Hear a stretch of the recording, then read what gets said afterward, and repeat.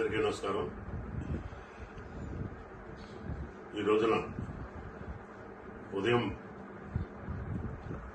అల్లు అర్జున్ గారి సినిమా గురించి నేను కొంత స్టేట్మెంట్ ఇవ్వడం జరిగింది.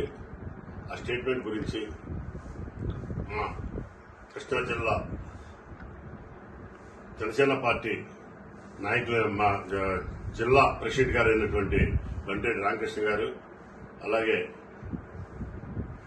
పిక్చర్ ప్రొడ్యూసర్ గారు అయినటువంటి డిస్ట్రిబ్యూటర్ గారు అయినటువంటి మా గౌరవనీయులు ధర్మేంద్ర గారు, అలాగే చింతా రవివర్మ, శేఖర్ గారు అందరి సమక్షంలో ఇప్పుడే నాగబాబు గారు నాకు ఫోన్ చేయడం జరిగింది.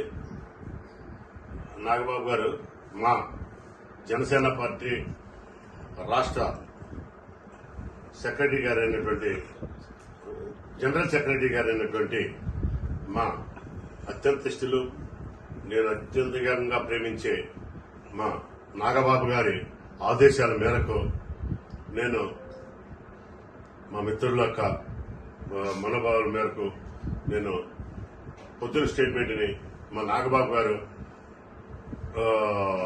పిక్చర్లని ఆపటం మనం సమంజసం కాదు,